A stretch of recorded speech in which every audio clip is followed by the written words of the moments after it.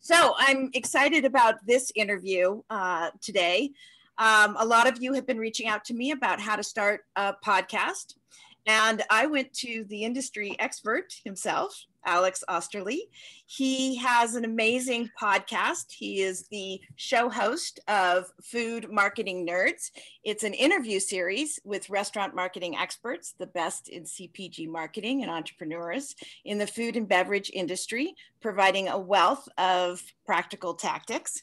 He is also the CEO of Blue Bear Creative, a social media minded digital agency that targets millennial consumers out of Denver, Colorado. Welcome, Alex. I can't wait for you to share your expertise with us today. Well, it's a pleasure to be on with you, and I look forward to chatting with you further. That's a very nice introduction. I would hope I'm getting to expert level, I would say. It's hard to say. There's just so much to learn. But well, excited to speak with you about it. We're excited for you to share your wealth of knowledge with us. So it seems like podcasts are just booming today, and more people are incorporating it into their marketing strategy. So for those of us who are a bit overwhelmed about how to start a podcast, tell us, Alex, how do we even begin the first steps of what to do here? Yeah, that's a big question.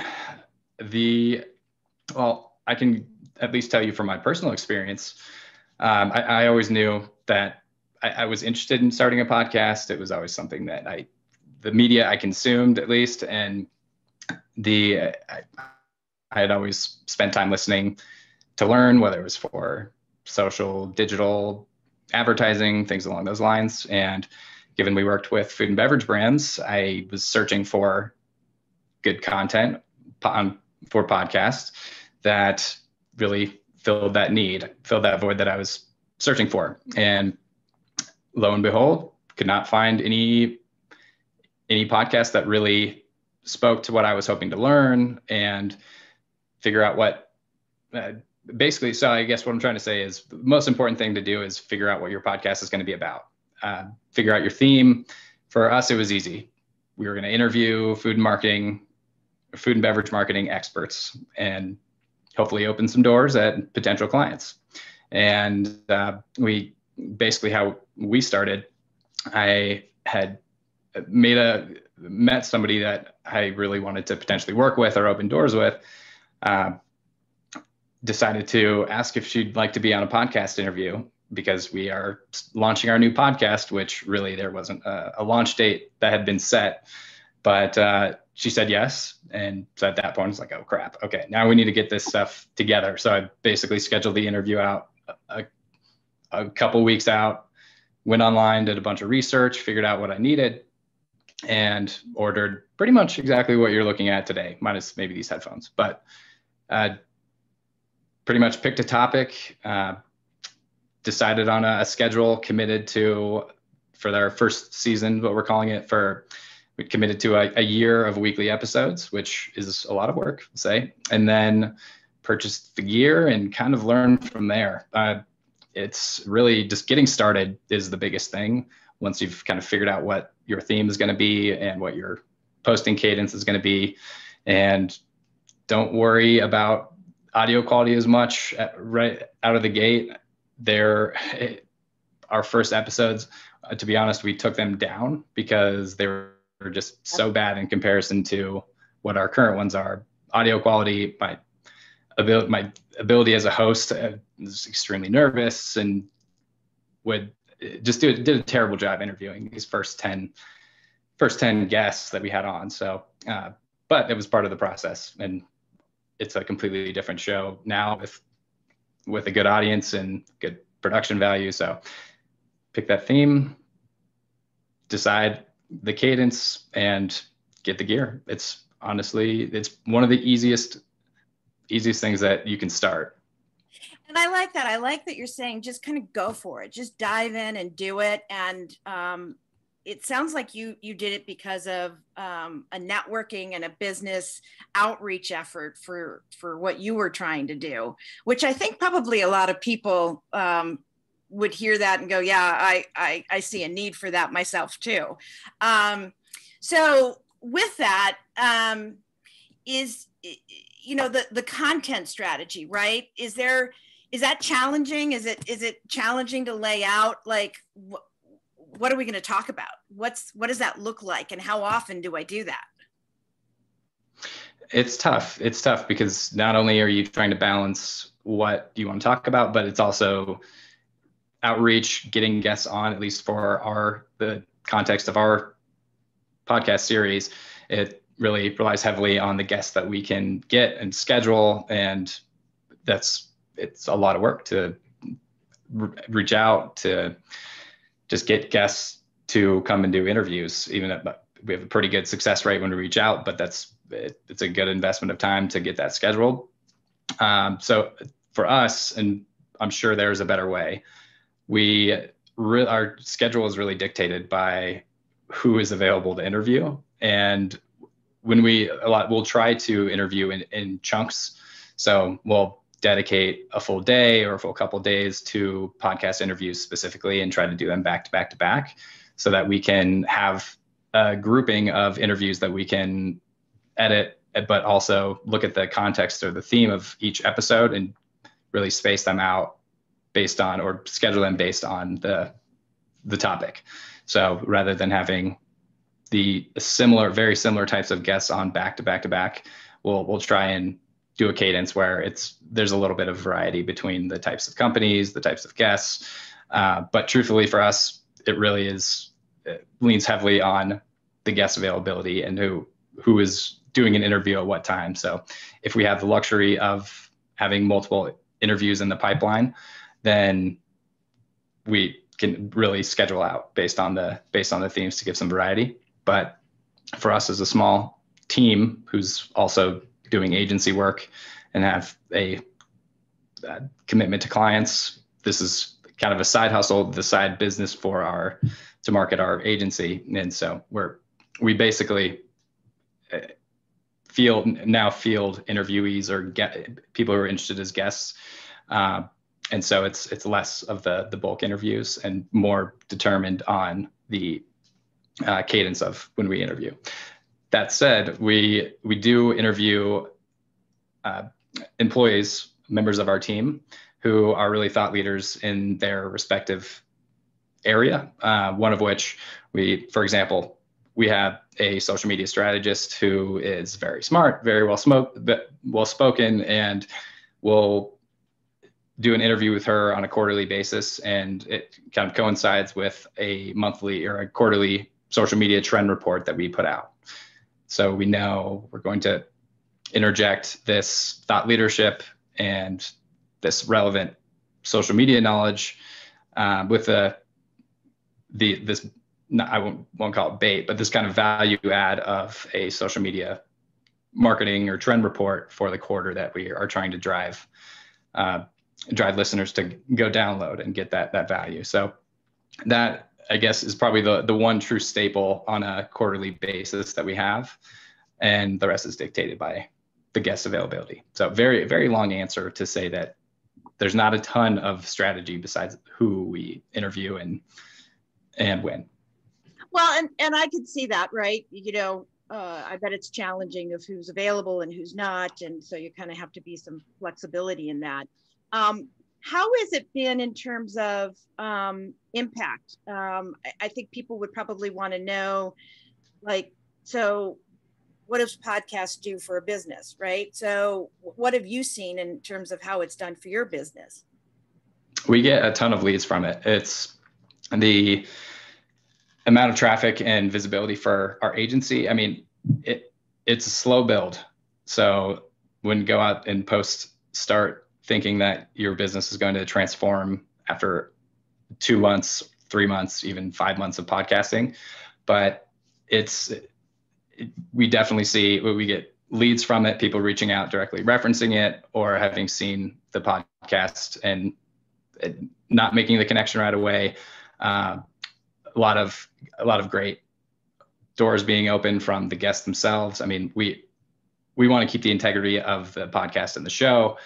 So we're not trying to bait and switch our guests and do a hard sell, but it's kind of, if this is something that they're looking for and they happen to stumble upon our agency based on the interview process, then obviously we're open to a conversation and we'll try to sell our services. But it's never something that we're trying to push on our guests, because we want them to have a great experience and hopefully refer us. But yeah, I mean, we've gotten a handful of clients, which for us is we have few but big clients. So it's a big thing for us. And I think the biggest windfall that we've seen is through referrals, or people, whether it's an agency who refers that one of their clients to us, that they don't have the expertise in-house that we bring to the table, or basically the networking effect or the word of mouth effect of the referrals from people who are listening and connecting within the industry. So it's difficult to make one-to-one association of a lot of the times of this person listened to the podcast, came to us. Sometimes it's not. Sometimes people just email in and say, that was a great episode, wanted to get in touch. But a lot of times it's kind of the second or third level or introduction of people referring, or them being familiar and reaching out and there being an association. So definitely a lot of website traffic, which has been great, referrals, and a few actual direct clients from the guests themselves. Yeah, and that's what I've heard. So that's great to hear that lead gen part of it. But to your point, it is a slow build, right? Right. I mean, it's a slow and long sales cycle for agency services in general, especially the type that we sell. So again, we're not a hard sell type of company. So it's a slow sales cycle, slow build. Yeah. So what kind of things do you do to promote it, or what would you recommend in terms of promoting? You're just starting out with a podcast. How do you get it out there? How do you get the word out?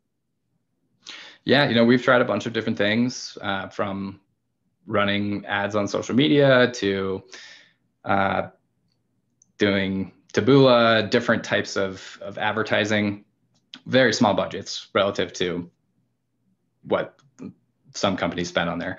But it's kind of the networking effect. When the guests share their episode that they're on, whether it's in their newsletter or it's on their social feeds, we always see the biggest spikes in users. And kind of back to that content strategy piece, when we're planning, when we know we have a guest who has a large network in a certain kind of subcategory within CPG or restaurants, then we're thinking in terms of, okay, if we just got a spike in followers, maybe they just subscribed, what is going to interest them? So we try and tailor at least the next handful of episodes around the previous guests, and when we have a spike in followers. So really encouraging the guests to share is a big part of our growth. Obviously, we're posting on all the different major social platforms. One of the biggest things that has helped us has been building a website that kind of coincides with the podcast. So we create it's through WordPress. We create a website article on each of the different episodes, kind of link out, provide valuable resources, the links or referral books that the guests refer to, things like that, as well as the transcript if somebody wants to go and look more into that. So if it's people jumping from the podcast to the website, that's what it's there for. But really, it's the organic search traffic that we're after, and titling the episodes, optimizing the titles of the episodes, doing the SEO for the individual website articles of these guests to attract people who are looking to answer certain questions. And so we're creating this website to be a resource for people who are looking to learn more, but also to get organic search traffic from people who are searching, who are interested in a given topic. Right. So guest sharing and building a website and making sure you're paying attention to SEO have been some of the bigger routes that we've gone. Another, on the topic of the guest sharing, something that we found to be super beneficial is if your guests, or if you're finding guests who are part of a media platform of some sort, or part of, if it's a journalist, for example, if they have a following or a medium of their own, then a lot of times they'll share or send out the episode, promote the episode in their newsletter, which could be 5,000-10,000. We've seen one of our guests had 20,000 or 30,000 people on their newsletter, which is perfect for we're right in the sweet spot of our demographic. And we saw major spikes, and then could see the retention afterwards based on each of the episodes. So it's being tactical with who your guests are in a way. Great partnership, right? Right. So I wanted to go back to something you said earlier in terms of just kind of diving in and setting it up and, getting the equipment and whatever and just going, right? Is it easy to kind of set up with the equipment, or do you have some recommendations on what people should get in terms of the equipment? Any advice on that in terms of setup? Yeah, I mean, there are so many options out there, so many good resources for the best of the best. For us, we probably spent $250, $300 on this setup, which is a Blue Yeti mic, a mic guard, and then headphones. Really a good microphone, good headphones is really the baseline of hardware that you could need starting out. You could go less, to be honest. We have guests who sound perfectly fine when they're using AirPods on the other end of the recording. So it can be more minimal. Given we do content production, we wanted the production value to be a little bit higher. So we invested a little bit of money to start up. As far as equipment goes, there's not much, but there's also the way that you record is another thing to think about. There are lots of different softwares, new ones coming out that make it pretty easy. We use Zencastr. Mm-hmm. It's a monthly subscription. It's like $20. That it's pretty similar to Zoom. It just records, has some pretty clear audio quality. And then we use Libsyn, which is our hosting platform that essentially we upload the audio file once it's been edited, and it publishes it out to the different podcast platforms, basically all of the different podcast platforms you could think of.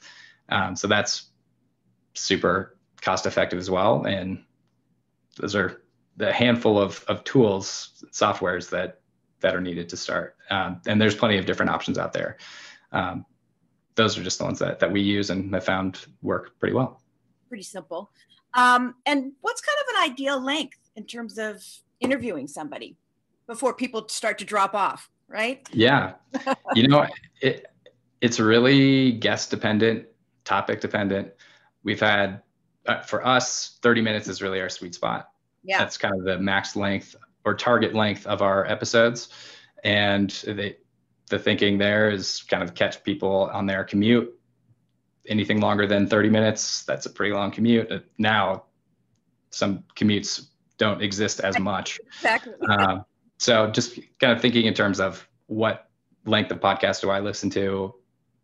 Our listeners are extremely busy people in the marketing world, or entrepreneurs. And so we try to edit down to, we basically interview for 30 to 60 minutes, around 45 minutes, and then cut down the most tangible or practical insights and advice into 30 minutes. And that's what works for us.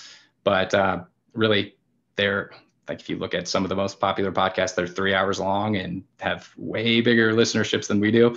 So it's really, if you look at Apple podcasts they're improving their analytics, and you can see where the drop-offs are. And we have as of probably 3 months ago, started using a tool called Chartable, which is another subscription service that certainly not required, but it helps you. It's an podcast analytics platform, integrate all the different podcast providers into it.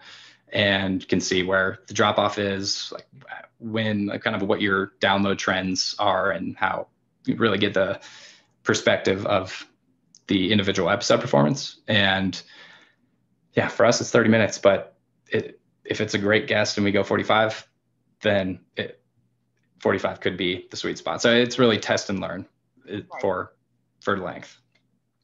Good to know. So in terms of like what makes a good interview, have you had some learnings that you can share on what we should know in terms of setup on good interviewing techniques? Yeah, absolutely. I think the biggest thing is tailoring the interview to that person's expertise. The energy and confidence of the interview or the guest is extremely important. For us, our process, we basically set up a pre-interview call. It's about 15 minutes to really, it's due diligence to tailor our interview questions, which we have a few that repeat on each of the different guest interviews, but we'll tailor the questions based on our research, that call, and we make sure to tailor the flow of the conversation to what the guest is going to be confident and excited to speak to. So the guest energy is really important, and asking good questions is not easy. For me, at least, I can't think of really insightful, deep questions for 30 to 60 minutes straight that keeps a conversation flowing.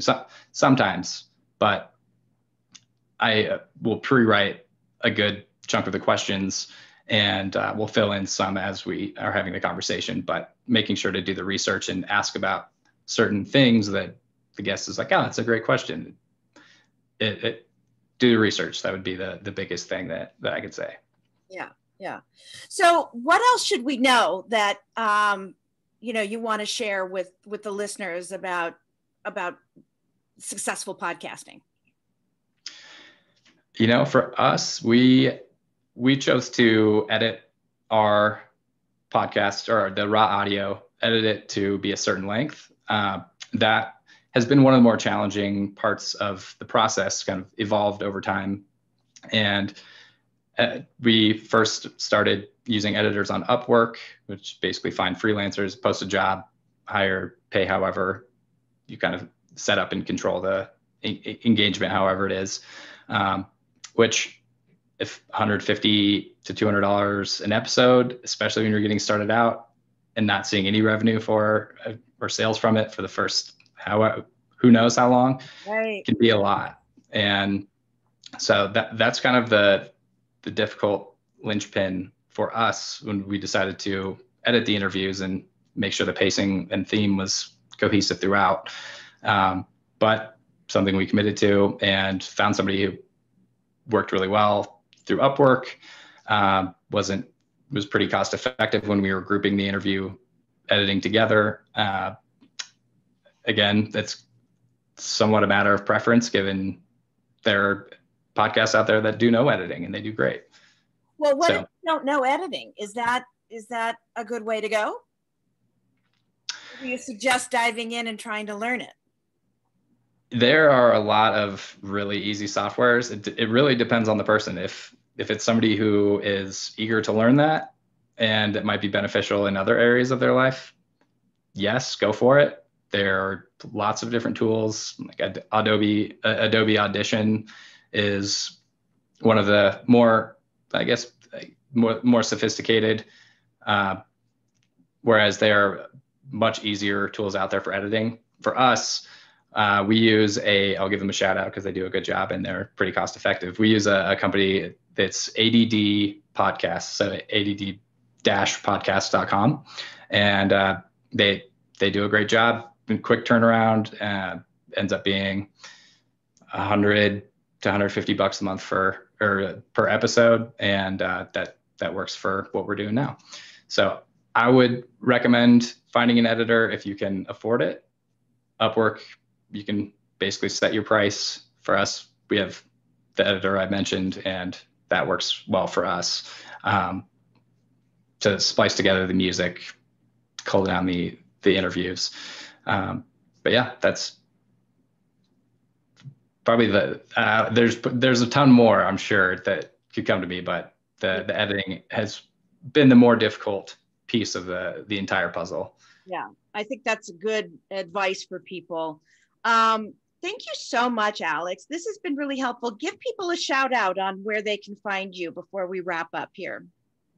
Yeah, if you want to check out the podcasts, Food Marketing Nerds in the Apple Store, Stitcher, SoundCloud, all the major listening networks. If you want to learn more about our agency, it's just bluebearcreative.co. We're redoing our foodmarketingnerds.com right now, so you can check that out. Bookmark it for later, but go check out the podcast apps or head to our website, bluebearcreative.co. Alex, great advice for people on how to start their own podcast. And for everybody, please stay tuned for my next interview series. Thanks again, Alex. This has been wonderful. Appreciate it. Yeah, it's been a pleasure. Thanks for having me on.